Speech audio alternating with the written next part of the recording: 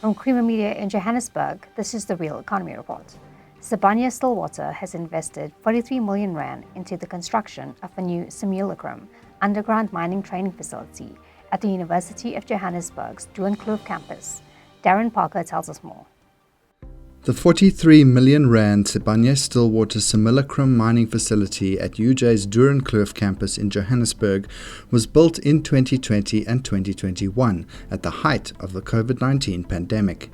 The training facility incorporates a vertical shaft, mine tunnels, stope environments, a rescue chamber, and extensive virtual reality infrastructure to replicate underground mining conditions. I think what's so special about it is that it really gives students in particular the opportunity to experience what a real underground environment is like without all the logistics of actually going underground. And our interest in that has been, we funded it together with the University of Johannesburg. In total we've invested just over 40 million so far, and I think there's a further 12 or 13 that we will still invest. But ultimately I just think it's a fantastic facility to be able to both train, develop, test new technology, but ultimately develop students for the future.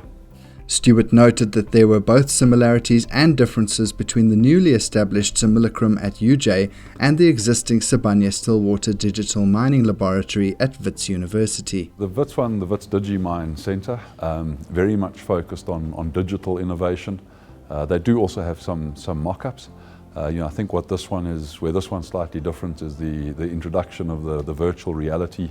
I think the ability to really give people a real underground experience and some very practical training, which is something that we certainly battle with in the industry. I think the opportunity to get practical training, practical experience on basic mining practices is often a logistical challenge. So this facility really, I think, gives people that opportunity in particular, whereas the Wits DigiMine is really around digitalization and a lot of the digital tech that's being developed.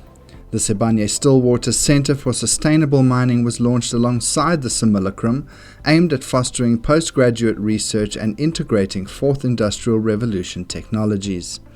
This centre will focus on advancing mining efficiency and sustainability, with Sibanye-Stillwater committing 12.75 million rand to fund its operations from 2024 to 2026. That's also on this campus. Again, it's a facility we've invested in. I think it's about 10 or 12 million rand into that. And that is really looking at technologies and new practices in order to make mining more sustainable going into the future, but also part of the UJ campus. The collaboration between Sibanye-Stillwater and UJ has spanned over a decade, marked by an investment of more than 55 million rand into research, technology development and practical training initiatives for mining students. Since 2013, Sibanye-Stillwater has invested more than 2 billion rand in education to support the development of skilled professionals. We truly believe that education is the cornerstone of what we need to achieve in our country. We know we've got high unemployment rates, and really the foundation of lifting us out of that is going to be education more broadly. So working together with universities to develop the skills that we need for the future and what we need in South Africa is certainly the one big driver. The second one, when it comes to technology and development, we're actually a company that had a strategic initiative that we refer to as being bionic. And what bionic really means is it's not so much about replacing people with technology, but more developing technology that enhances people's jobs and allows them to do those jobs better and therefore work in more rewarding and more productive environments. And that's what the fifth industrial revolution really talks to. It's not so much about just the tech or the digitalization, which is very much the fourth, but really how do you integrate that with people to become more efficient and more productive and ultimately uplift lives. So that's where our real interest lies. So it's in the two. It's a combination of the education and development of skills for South Africa and the mining sector, but also seeing the development of new technology which can make our mines more efficient and safer as we move forward. Retailer Pick n Pay has, in partnership with reverse vending machine provider Imagined Earth and beverage manufacturer Coca-Cola Beverages South Africa, introduced more reverse vending machines in the retailer's stores to incentivize recycling. The initiative is now also integrated with Pick n Pay's Smart Shopper Rewards program. Sabrina Jardim tells us more. Through this latest partnership with Coca-Cola Beverages South Africa, Pick n Pay has rolled out an additional 16 machines in Gauteng, bringing the total to 30 machines nationwide. Pick n Pay hopes to introduce a further 15 machines in the coming year, with the aim to eventually have a reverse vending machine in every third store. Each machine can store between 650 and 750 waste items and accepts recyclable items such as polyethylene terephthalate plastic bottles, milk bottle containers, and cans. The machines notify the waste management provider when they need to be emptied.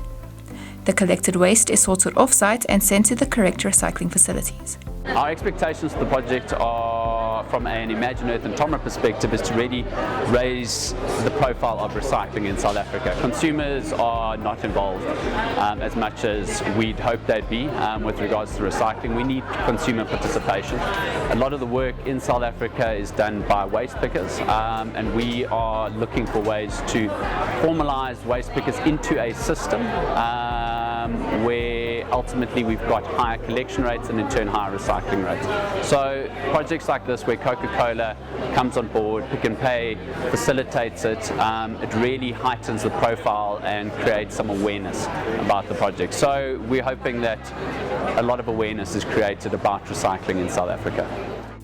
The machines, which identify recyclable products by barcode and shape, reward users using the Imagined Earth mobile app. Customers can bring their recyclable items with barcodes to Pick n Pay when doing their grocery shopping. Once shoppers scan the barcodes of the empty recyclable bottles or containers, the machines identify the type of recyclable product being presented using AI software. This service extends to any type of plastic, glass, or tin product. Thereafter, shoppers enter their mobile numbers on the screen and follow the prompts, and earn Smart Shopper points once they have linked their card in the Imagined Earth app. They're incredible machines. The first machine was designed 53 years ago by a company called TOMRA. We represent TOMRA in South Africa, and as a result we are very fortunate that we've got an amazing array of equipment. The machines work on barcode and shape, so they look for a barcode on a product. They identify, once they read that barcode, it identifies whether it's recyclable or not recyclable, and then it can be taken into the machine. The machine then, from a platform perspective, is able to instantaneously reward a consumer via the mobile app, and with Pick n Pay machines in particular, those funds flow directly into the Smart Shopper loyalty program. So we first started our reverse vending machines in 2018. We had 4 reverse vending machines in the Cape Town area and 1 up at William on Nicol in Sandton. The highlights over the years, we've recycled over 480,000 units. Our customers have recycled through the machines, and that's bearing in mind we only had 4 machines for most of that time. So it's huge quantities. We've paid out over 40,000 Rand to customers in rewards for recycling. And a big new feature now is our customers are earning Smart Shopper points through recycling. So whenever they recycle at our stores, they automatically get Smart Shopper points loaded to their Smart Shopper card. So yeah, it's helping divert waste from landfill, it's rewarding customers for doing the right thing, and it's also making it exciting for customers to recycle. Imagined Earth pays out the recyclable value of an item to the customer, and this is digitally paid in full each time a customer recycles an item in the reverse vending machine. This price will fluctuate depending on the value paid by waste management facilities.